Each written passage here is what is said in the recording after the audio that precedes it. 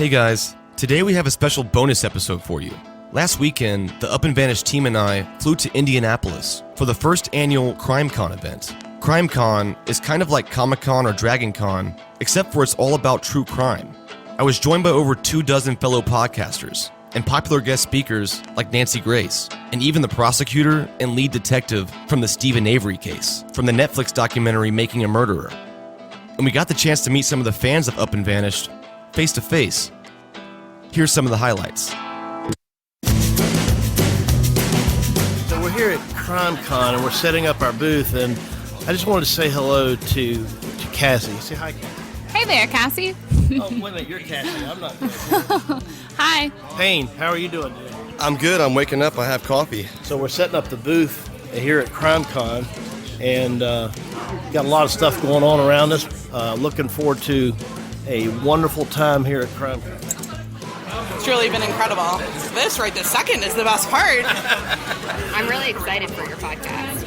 I already subscribed. You have good, yeah. But then when I heard that, it's like, thank goodness somebody actually stood up and had an opinion, was an advocate for the victim. Yeah.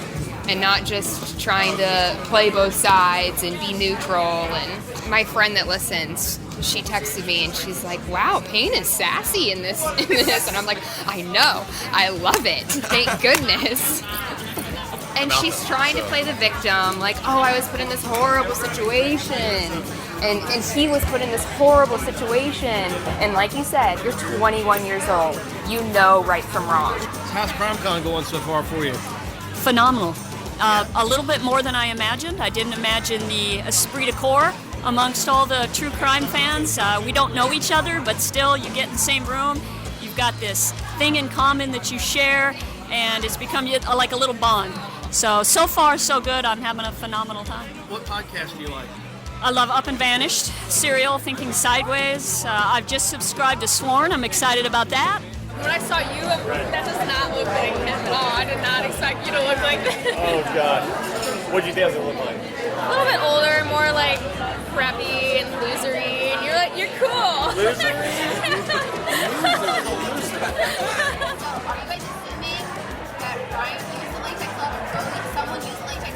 Well, it wasn't Bo's DNA on it because he was already in the system. Right. But I'm confident that it's Ryan's DNA, and if it's not, the DA's in trouble. Yeah, if it's not his DNA, so this case is about to get even more crazy. Yeah.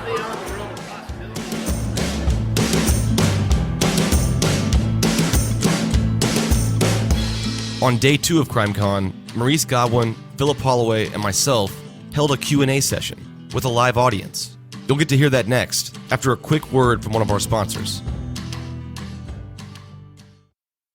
Are you tired of overpaying for uncomfortable contact lenses? Do you wear them more than once just to save some money?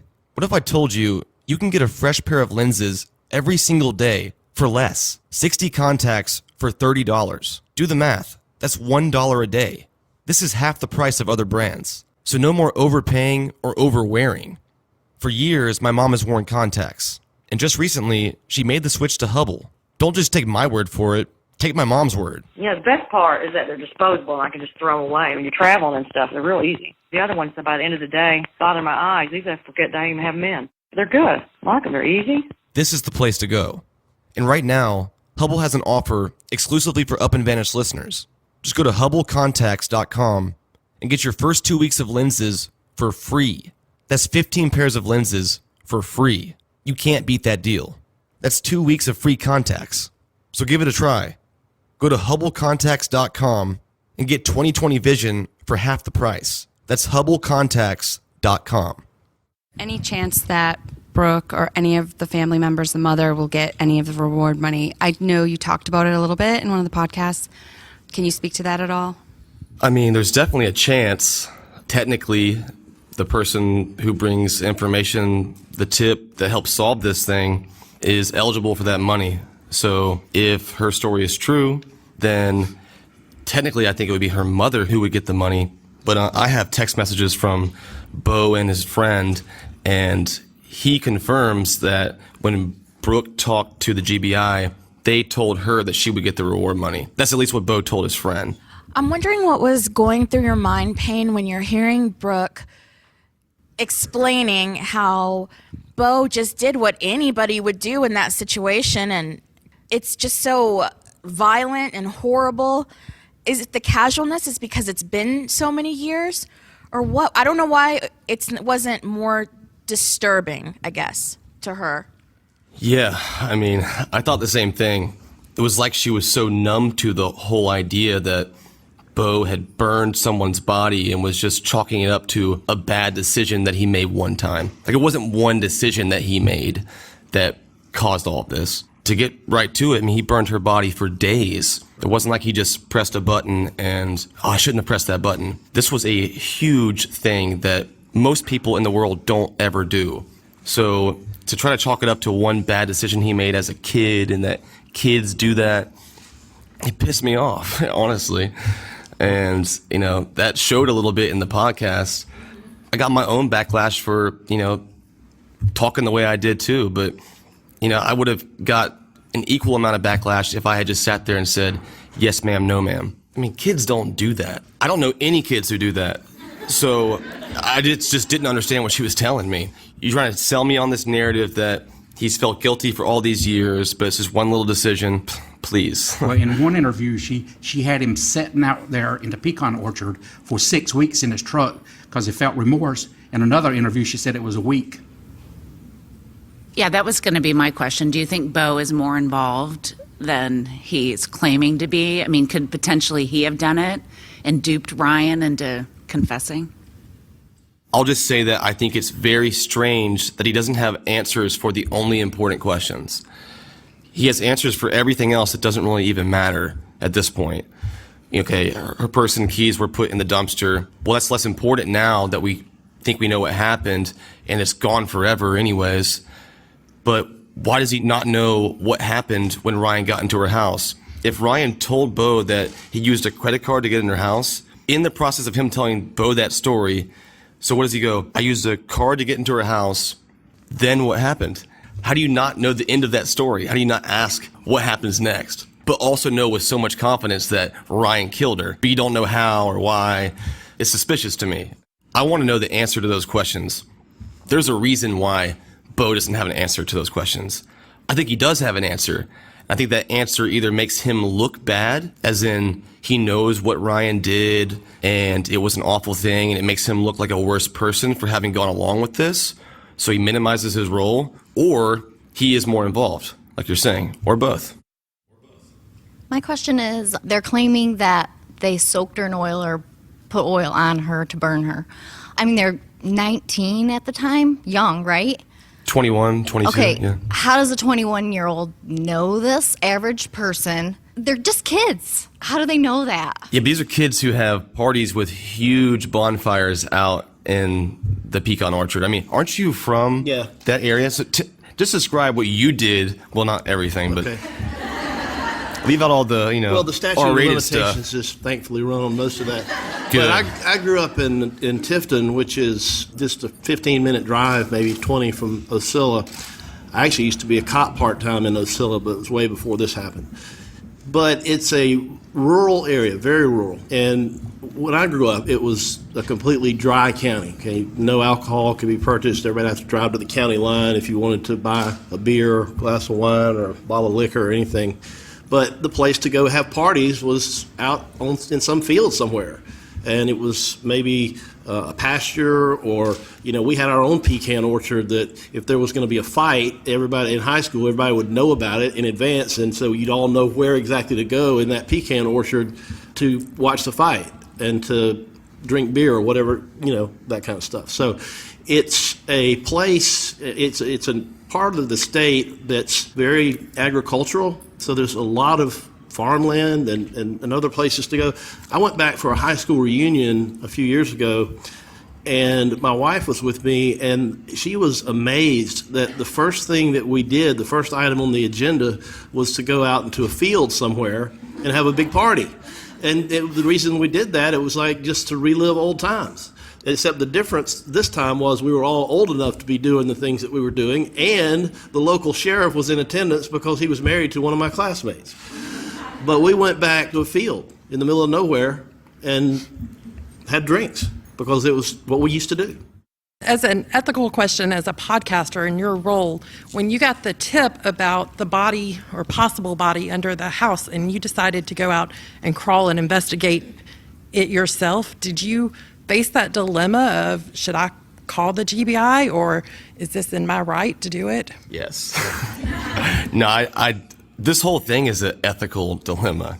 There's no written rules for me to follow to always know if I'm doing the right thing or not. With that example, I get a tip to go search underneath this house. The first thing I'm thinking is, should I go here? Should I do this? And when I found out that it's happening with or without me, pretty much, that this neighbor's gonna go do it, then I'm gonna go do it. So I was there with the property owner and the neighbor, so I wasn't like trespassing on someone's property and searching for something. I was essentially just helping the owner of this house see if there's anything underneath his house. And I had been told that the GBI had already been here, so chances are I wouldn't find anything anyway. So, I look at all those things and kind of make the best decision. And I didn't really know who to trust. I didn't even know if I should trust the GBI early on. That's right. It didn't seem like they trusted me, so I didn't know what happened, and it looked like they didn't know what happened either. So I wasn't going to rely on them to solve it. I wasn't going to keep them out of the loop. If I found something, I was going to share it with them first, but I wasn't going to just pass the ball to the GBI or the higher up and assume that this will get solved. They've done that for 11 years and nothing happened. So if I just did it again, I wouldn't be serving this thing any justice. So that's the way I think of it. Do any of you believe that there might be further charges for other people who, it seems blatantly obvious to me, knew at least some of what happened, but never did anything about it? There's definitely people who knew about this and didn't do anything about it, but they're not going to be charged with anything, right, Phil? Well, I guess it would depend on what they did. There's no statute of limitations on murder, so if someone else was involved in a murder, they could still be prosecuted if there's sufficient evidence to bring that. But I think to the broader point that you make, we've sat around yesterday and we're just have to be batting around some of these ideas, and I don't personally, in my opinion, believe that the official narrative, if you will, that we're getting by way of the arrest warrants and the charging documents later in the indictment is what happened. It may very well be. I could be wrong, and I'm sure people will call me out on it, but I've said all along that this doesn't make sense the way these things are charged. I don't buy into this was a botched burglary gone wrong kind of theory. I think there was something much more sinister going on. And if evidence exists that, says that some other person could have been involved in her murder or anything like that, yeah, there absolutely could be charges and should be. But if it's something like, short of murder, most everything else has a statute of limitations. So if someone else was involved in helping destroy evidence, then the police were not aware of it ever, but they now found out about it, they're not going to be able to do anything because of the statute of limitations.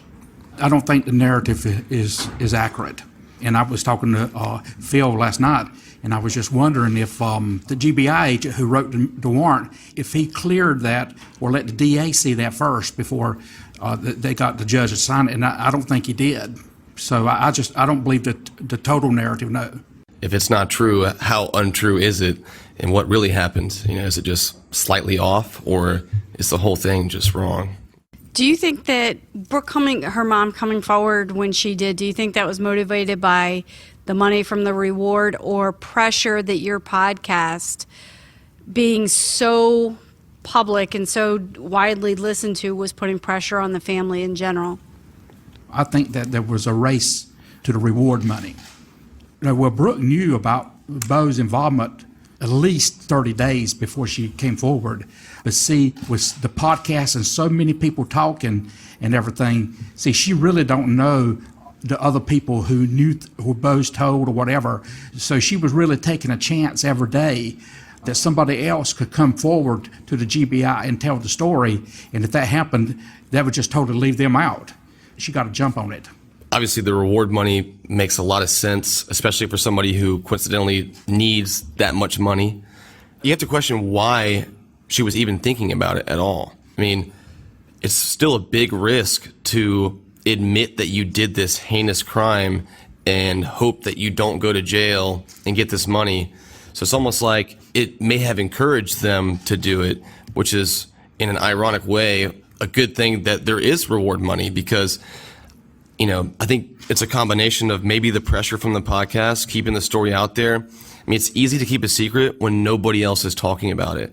But when everybody's talking about it, it's a lot harder to keep that secret. That's right. And you're probably talking about it, but with who? With Bo. You know, if you for some reason felt like the podcast or anybody else in the community or law enforcement was maybe getting closer to you because all this new information is surfacing and it's a popular topic in the town again, and maybe it's time for you to get your stuff together and get that reward money before they get to you first. So I think it's kind of a combination of both those things. You know, I can't say with certainty that the podcast made him come forward, but what did? If it was just the reward money, then why not do it 10 years ago? What if I told you there was an app that's like Uber, but for dog walkers? WAG is an on-demand app for getting a dog walker. You press a button and a thoroughly vetted walker comes and walks your dog. If you have a busy schedule where you work in the day, it's perfect. My dog Layla loves going outside. And since I found out about WAG, she's been going outside a lot more. WAG has been a lifesaver. If you're stuck in traffic or you're stuck at the office, you can use WAG, and a professional walker will come and walk your dog. Every walker is thoroughly vetted, so you get quality people who have experience with dogs. And with the WAG app, you can see every step of the process to ease your mind. When the walk starts, you get a text message, and you can live GPS your dog's walk. And if your dog poops or pees, you get a notification. Your phone will actually bark at you. WAG is a must-have app for every dog owner. And right now they have an offer for you. You can get your first WAG walk for free by texting VANISHED to 25324. WAG will send you a download link for the app, and you'll get your first walk absolutely free. Just text VANISHED to 25324. So in addition to Payne's natural ability to be able to tell a story, which you're so good at, I think that one of the great things about the podcast in particular is the different perspectives and professional backgrounds that Maurice and Phil bring to the table as well. So I was just curious really about how that all came about. And in particular, Maurice, I know that you responded to that initial post that Payne posted in the Web Sleuths group. And even as somebody here at CrimeCon, I've never been to Web Sleuths. So I was just curious, do you frequent this regularly, or did somebody specifically flag that for you because of the subject matter? Yeah, Maurice has this really strange ability of always knowing what happens on the internet immediately. And I'm pretty good with my phone and stuff, but I don't know what kind of notification setup he's got, but he knows immediately. And I mean, he called me. I didn't even put my number on that. He had already traced it and was like, Payne, let's make a podcast. But no, he knew immediately. So yeah, just props to that, first of all. I don't know how you do that, but I didn't want to go into this thing alone. It wouldn't be smart to. There's a lot of things I don't know about. One of them being the case. I didn't know all the details, but with the help of Maurice, I was able to make sense of it all. Like you said, yeah, I want to tell a story. I want to tell a story of me trying to solve this case, and I wanted the ending to be solving that case. So whether I was a storyteller or whatever you want to call me, a journalist, I had to kind of wear almost all those hats in a way. Only thing I knew I was good at was maybe telling a story, but I had to get good at or better at all the other things. So I solicited the help of people like Phil to guide not only me, but you guys too. I'm not going to assume that everybody is a Maurice Godwin or a Philip Holloway. I'm sure there might be some of you in here, but you know, to the regular layman, just a regular old person, we don't know all of those things. That's kind of why we listen to it as well. So I didn't want to, pretend like I knew everything either. I'm proud to say that I don't, and these guys know way more than me. But I think that it's kind of shows you that any regular person can pick up and try to solve something. There's people out there who have a lot of knowledge who are happy to give it to you. That's why they have it. That's why they learned and went to school and did all this stuff to help you do your thing. And it's a total collaborative effort. I'm happy to have people like these guys on board and help shape this thing. I had never, ever listened to a podcast in my life until I started listening to Up and Vanished. And the reason I started listening to Up and Vanished was because being from the area, I still have a lot of friends and contacts down there. And I lived in Tifton, Georgia in 1999 when Tara Grinstead was crowned Miss Tifton. And I was actually practicing law down there. So I remember when this disappearance occurred, and I've kept up with it whenever there was anything in the media about it or anything like that. And someone alerted me to this podcast that exists about this thing. So that caught my attention. So I started listening. And then at the point, there was suddenly going to be a court case now, okay? Some arrests were being made. And knowing that this podcast was probably about to turn course unexpectedly and get into some legal stuff that Payne may not have the ability to understand, as what he do you just mean? said, or, well, it's like from the question and answer that people would call in with legal questions, and it was almost happenstance. Somebody had, I think, told Payne to seek me out, and I said I need to try to see if I can be of any assistance. I think you hit me up on Twitter, actually. Yeah, we followed each other on Twitter right about the same time, and then there was some direct messaging going on, and then that's kind of how I got involved in it. I'm going to find that tweet real quick. Because you messaged me on Twitter. But I will say this, without any help, the learning curve, if you could find enough information before the arrest, the learning curve would have been 2 years for the average person. I mean, there's so many people involved in this thing. Even before the arrest, there's just so much information. You told me one time early on that there's like a 2-year learning curve on this case. Yeah. And I was like, man, surely we can do that in like 6 months. Well, but no, you were right. He had the Cliff Notes version. I did. I had Spark Notes, whatever. I found that tweet. It's very underwhelming. This is you to me. Glad you followed me. We should talk sometime. Phil. So I guess I did follow you first. Well, you responded back, and you said, absolutely, we should. Are you in South Georgia today? It says, was just about to message you. Yes, we should. Yeah. This is truly an investigative podcast. This is not just 2 people or 3 people just brainstorming about what they think had happened in a case. I mean, like I said earlier, how many podcasts have gone under a house digging in dirt? I mean, you just don't hear it. This was a real-time investigative podcast who was looking at people, talking to people, moving from one lead to another. And you don't find that in podcasts. So I think that he started something here with this.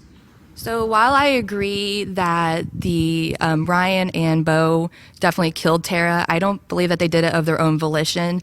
Is it possible that maybe Tara's ex had a hand in getting them to do it? Because I don't agree that it's a burglary gone wrong. I believe they were there for a purpose. I don't think so.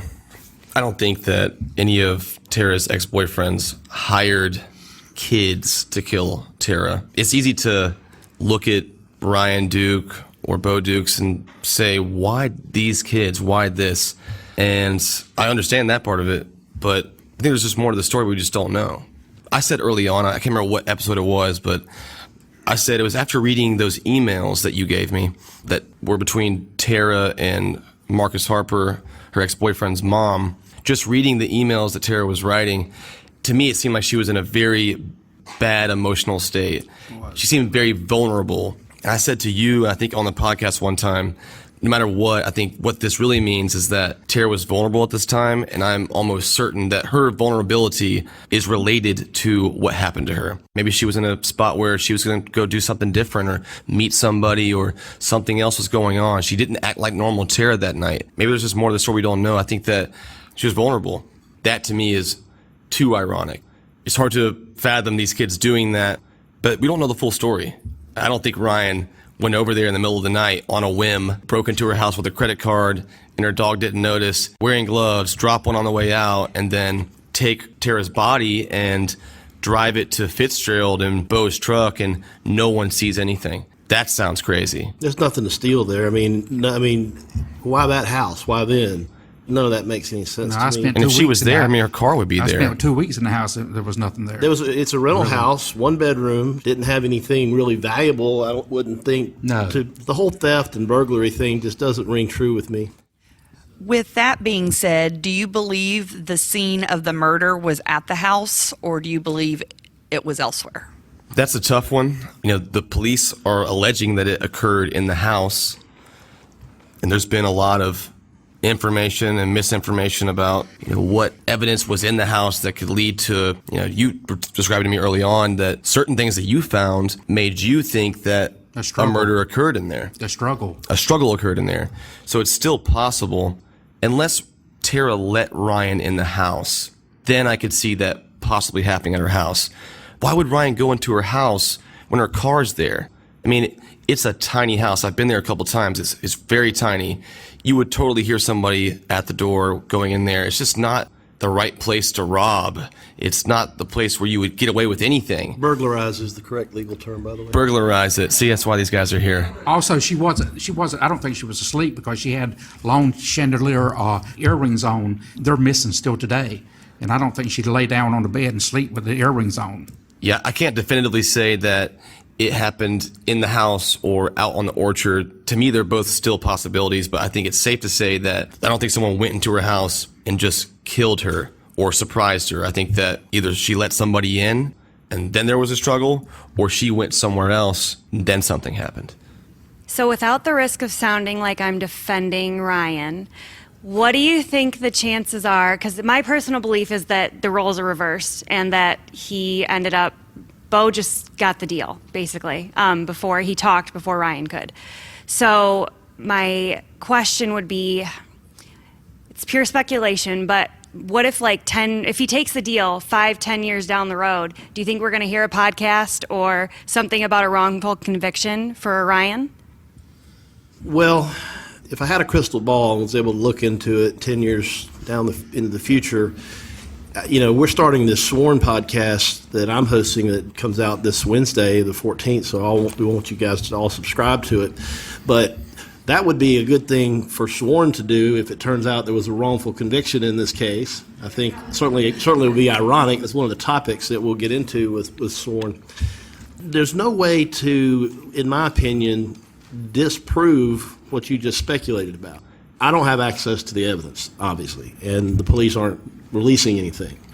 I've never understood why law enforcement and prosecutors are not more forthcoming, but in this case there happens to be a court order that prevents them from doing it.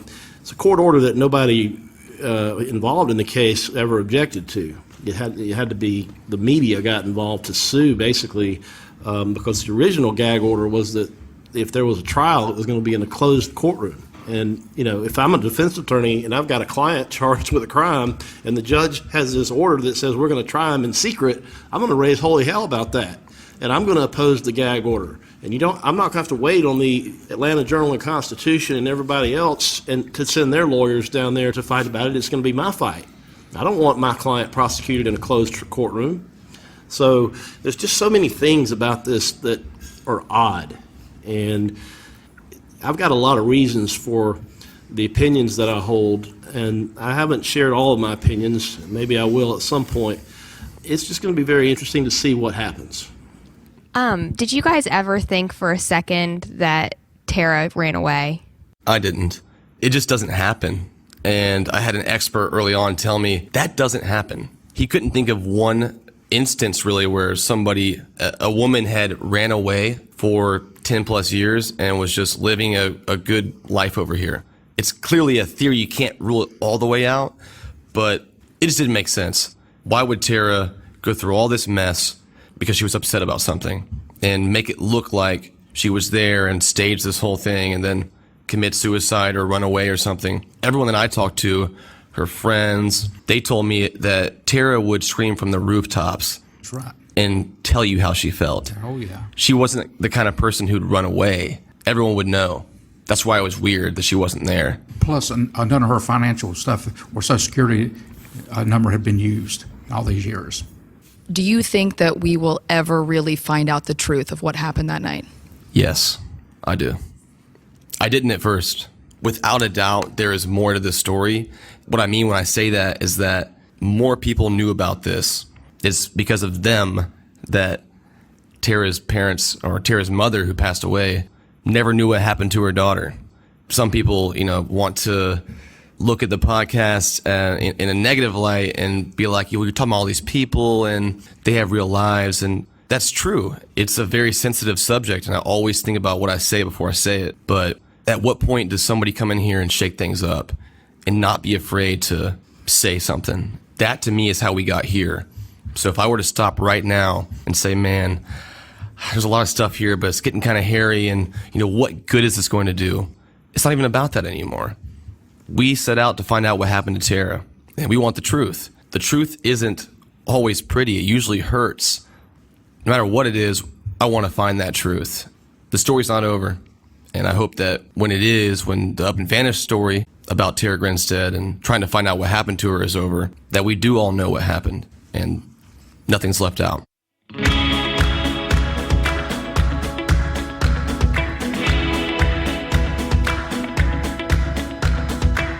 Later in the evening, on day 2 of CrimeCon, Nancy Grace invited me as a guest speaker on a live panel discussion with herself and the lead detective from the Stephen Avery case. That's up next, after a quick word from one of our sponsors. Getting married is awesome and super exciting. And as you start planning your wedding, one of the first things you should do is plan your wedding registry. And the best place for that is Zola. Zola has taken the concept of a wedding registry and given it the 2017 update with a super user-friendly website and an amazing app for your phone. With Zola, you can register for the brands you want on an easy-to-use platform and the ability to personalize everything with notes and photos. It's a registry that feels like you. And Zola is a one-stop shop. They have everything, from sheets, a wine subscription, or even a honeymoon fund. And Zola works directly with over 450 brands. And here's the thing, Zola is available everywhere. They have the highest rated registry app on the iPhone, iPad, and Apple Watch. And right now, Zola has an offer for you. Right now, get $50 for free when you register and use Zola. Just go to zola.com/vanish and receive $50. Zola.com/vanish. With me today, the lead investigator on the Stephen Avery case, Tom Fassbender. Also with me, the creator of Up and Vanished, Payne Lindsey. With me, veteran defense attorney Renee Rockwell out of the Atlanta jurisdiction. And of course, Alan the Duke. Duke. Thank you very much. I want to talk about Stephen Avery because at the launch of CrimeCon 2017 here in Indianapolis, we learned that there is a brand new high-paid lawyer, well-known, high-profile, that has written a 1,000-page plus defense brief claiming out of the blue that Teresa Hallback's ex-boyfriend is the real killer. Okay, let me just tell you something. That's not true. Stephen Avery is the focus of Netflix. And I sure don't want to make them mad at me, but they probably already are. Netflix Making a Murder, suggesting after thousands of hours of videoing, they cobble it together to make it look like Stephen Avery is innocent. And that is just killing me. And what do you think Teresa Hallback's family is feeling about all this? Let's just pretend for a moment, let's suspend our disbelief. If the ex-boyfriend had killed her, on Stephen Avery's words to me, I interviewed him on TV when she was just missing. He told me, Stephen Avery told me, Teresa Hallback came to his auto salvage yard business that day, that she took the pictures and left. Okay? He told me that to my face. I was going easy because I didn't want him just to get up and leave at the beginning of the show, I wanted to at least ask him some questions. So I asked him, what happened, blah, blah, blah, blah. And then I get to him, I'm like, now, let me understand something. Her car is found at the edge of your auto salvage lot, hidden under, was it plywood and trees? What was it hidden An automobile hood, trees, branches, pieces of wood. Yes. He goes, that's right. I'm like, wow, that's a coincidence that her car is found on your lot. He goes, yeah, I was framed. I'm like, okay. So they found the car fairly quickly. So the way your lot is situated, because I looked it up, it's situated to get in your lot. don't you have to pass your office? He goes, uh-huh. I'm like, didn't you just tell me that you were in the office the whole day and you never saw anybody come in? That's the only way in and out. With me is Tom Fassbender, the lead detective on the Steve Avery case, okay, which Netflix has, no offense, made people believe that the prosecutor set out to get the wrong person. Why? What joy is it in getting the wrong person behind bars when the right person's walking free and you have an innocent person behind bars? So tell me how the whole thing went down, Tom. Well, initially, on that day, this was Halloween 2005, Stephen Avery makes a call to Auto Trader where Teresa worked. He calls the office, Auto Trader, and he asks Auto Trader to send out the same girl that had been there before.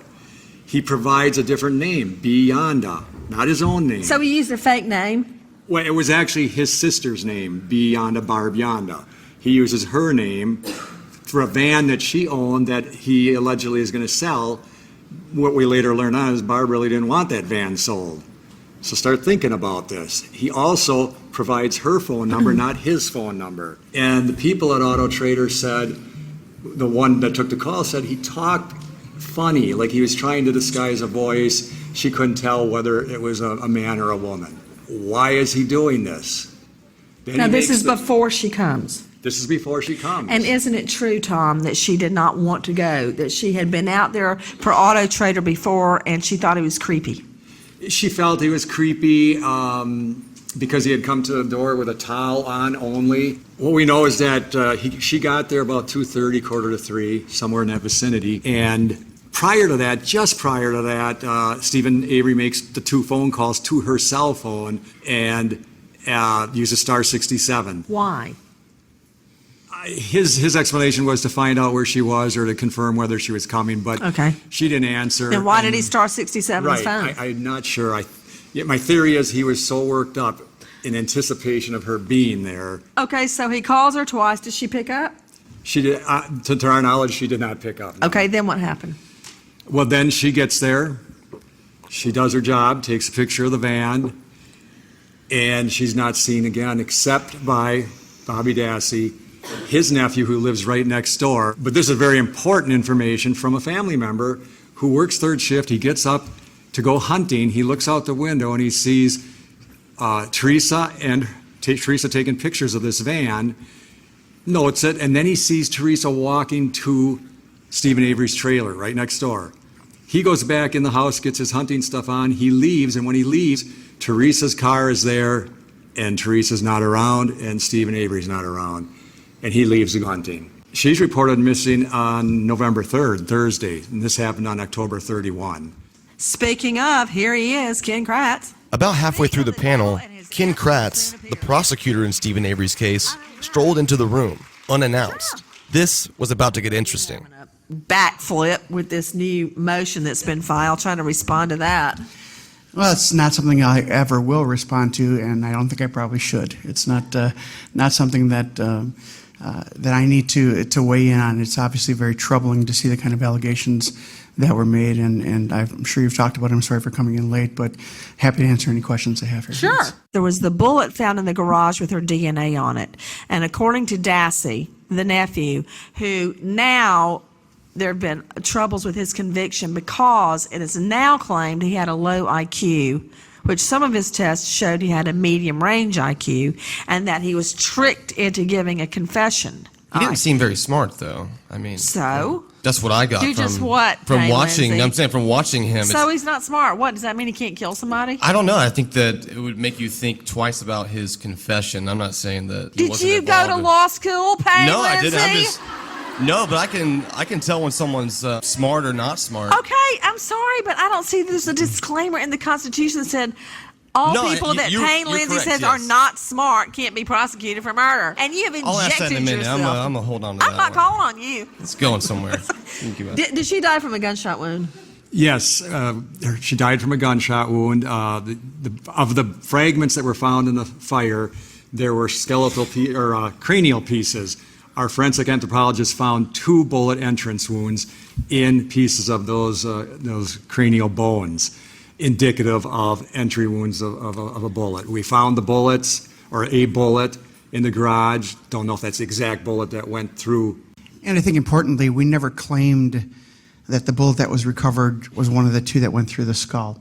Probably not, as a matter of fact, because as those of you that know 22 caliber and ballistics, a bullet kind of rattles around once it goes into a skull, and so that's why it likely would have remained inside and likely wouldn't have been the bullet that was recovered in the back. That probably went through soft tissue, although DNA of Teresa went on there. Probably not at one of the skull projectiles, nor did we ever claim that. Why would Stephen involve Brendan at all? I don't know. This is to you guys. Why do you think? I'm going to come back to you. Why do you think that, That's Tom? confusing to me. Me too. You know, hard to answer that question. Why would he involve If you had to Brendan? answer that question, why would Stephen do that? You have to. Yeah, I think he wanted a partner in crime. I think he wanted someone there. And why do you choose Brendan? Maybe he didn't have anybody else. Maybe Bo Dukes wasn't available. Why not Brendan? Because Brendan was Gullible easily manipulated and that's my was point exactly, easily though. convinced. Brendan was easily manipulated. Yes, by him. That could be true, Yes. Payne Lindsey, that he is easily manipulated. But he can be But only by easily Stephen or by manipulated law enforcement who and spooks me have too? raped Teresa Hallback. Those can both be true. If I can weigh in on this, Please. it'd be awesome. Please, yes. Who the hey do you think you are? Oh, yeah, the prosecutor. Okay. Brendan was there, and he helped. Those are the two, putting it down into lay terms, those are the two elements of being a party to the crime. Was he there, and did he help? Okay? And so in the Brendan Dassey prosecution, which was a separate prosecution from Avery, and by the way, most of you know that Brendan's statement was never used in the Stephen Avery case, never presented at all. Thank we God. we never even brought that in. Avery was convicted mostly on the forensic evidence, which was really compelling, so there wasn't any reason to do not that. to bring in Dassey? Well, we tried to make a deal with Brendan. We tried to, and because of Brendan's Fifth Amendment rights against self-incrimination, we either had to make a deal with him, give him some kind of immunity, which we weren't willing to do, and Brendan rejected our last plea offer. We offered Brendan 15 years in prison, which was, he'd be out in about 3 years from now, by the way. And it wasn't Brendan who turned it down. It wasn't even his attorney who told him to turn it down. It was his grandfather who called him and said, you have to reject that plea bargain, not so much because what it does to your case, but because it hurts Stephen's case, because it's going to hurt his chances of a acquittal. And we want you, Brendan, to go to trial on a first-degree intentional homicide. Even if you're convicted, it's better off for Stephen if you do that. Can you imagine a developmentally disabled 16-year-old who needs the support of his family members, and the advice he gets is Guys, I'm reject sorry, that I don't offer get it. and Why go to you trial. keep talking So- about him being developmentally disabled, which he is, which he may be, I think. Why aren't we talking about the raped dead girl? I'm telling you, Okay. because it impacted his decision making. All right, it wasn't because of his behavior, what he was convicted for. Okay, what but was after his that, involvement his then, behavior. Ken? What was it in a nutshell? Brendan Dassey involved himself in the rape. I'm very convinced that he that he raped Teresa. He also carried her out to the garage, participated not in an active way, but participated in her death. They threw her in the back of her own cargo area of her vehicle, and before they decided together, that is, Brendan and Stephen decided together that it was better to burn her than it was to put her in the pond. They were going to put her body in the pond. They didn't think there was enough water in the pond, and so they made a joint decision, or at least a decision, to burn the body. Brendan was involved throughout there. Was he the moving force? No. Would Brendan Dassey have done this himself? No. He's a 16-year-old kid who likes playing video games. We've got a lot of sympathy for Brendan Dassey, but after offering Brendan a 15-year deal, after he turned it down and said, prove it, go to trial, our hands were tied, Nancy, and we had nothing left at that point than to go to trial, to convict him of his involvement, to leave it up to the judge what the sentence was going to be. We never thought he should get life imprisonment. He didn't, but we were still upset, and today. I want to talk very quickly to Payne Lindsey before he runs to his next appearance. Payne is the creator of Up and Vanished. And he first focused on the disappearance of a beautiful young lady, and I really identified with her mother a lot, Tara Grinstead, which I believe largely because Payne stayed on it in his podcast, has just been cracked after many, many years of being a cold case. So Payne, what's up, man? What's up? I knew that this case had to strike a chord with you, and it really kind of connected with me when you shared that story about being inside her house and it being real neat. It looked like a little dollhouse. Were you surprised about the arrest of 2 former students for the murder? I was, and I'll tell you why. Typically, murders are committed by somebody you know that's in your close circle. That's your husband, that's your ex, that's your boyfriend, and then it moves out. Okay? I did not see that. I should have, but I didn't. How were they ever in the same place? I don't believe that Ryan Duke just went over to Tara's house one night on a whim. Wait, are you suggesting they had a sex relationship? Is No, that where this is I'm going? not. I It's just wonder. always the same thing with men, isn't it? No, it's actually not. I don't even believe that. I really Then don't. what is it? I just want to know You see how why I they were did together. that? How I turned that around on you? You did, and it was really mean. You're mean. Thank you. You know, men don't like a nice woman. You know, you cook for them. Why do I think? I think that there are times in life when people collide. That's what I'm talking about. I think that they probably, Circumstance. they may have gone in to burglarize. There was a big shindig that night, barbecue at her boss's house. She was a teacher or somebody connected with the Board of Education. And I mean, it's everybody knows everything in that town. And, or they went by and saw her car was gone.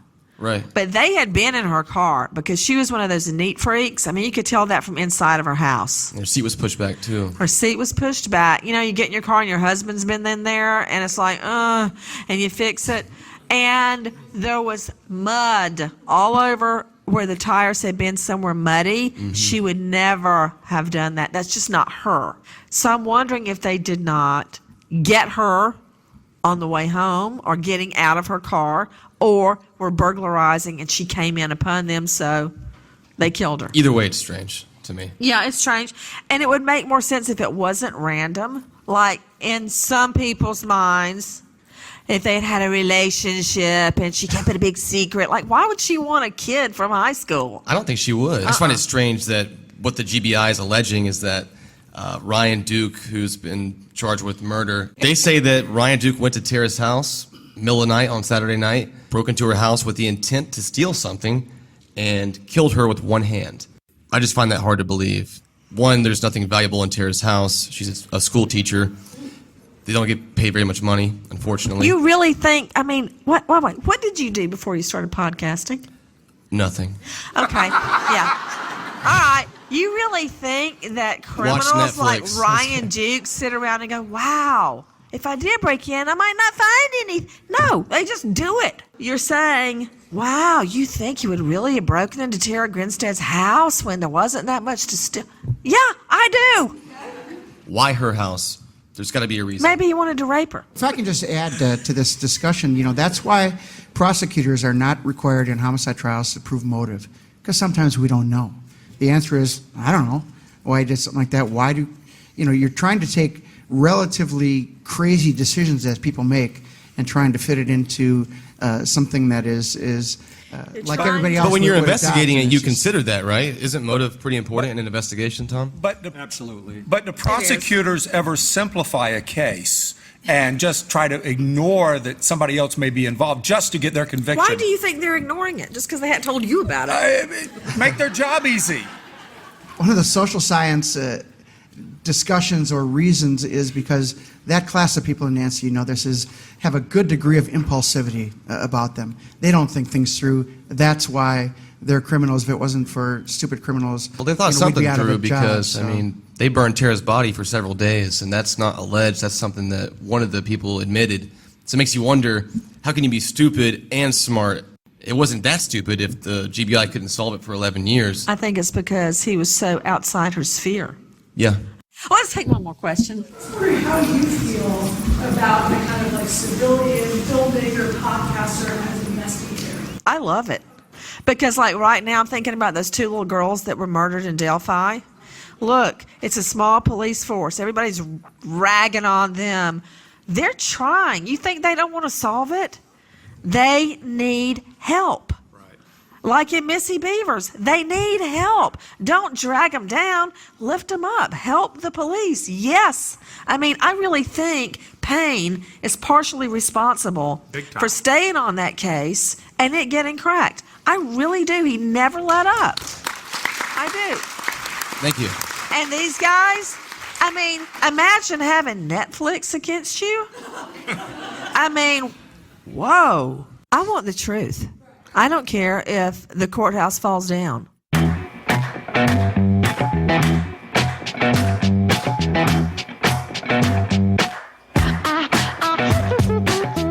The Up and Vanished team and I had an amazing time at CrimeCon, and we're thrilled to meet some of you guys in person. If you missed out on CrimeCon this year, don't worry. The second annual CrimeCon event will be held in May of 2018 in Nashville, Tennessee. Myself and the Up and Vanished team will be in attendance, and we'd love to see you there. To find out more about CrimeCon, just go to crimecon.com. Today's episode was mixed and mastered by Resonate Recordings. If you want to improve the quality of your podcast or start a podcast of your own, go to resonaterecordings.com and get your first episode produced for free. This episode was recorded at Industrious Atlanta, Ponce City Market. For $250 off your first month's office rent, visit industriousoffice.com/vanished and stay tuned for episode 21 coming this Monday, June 19th.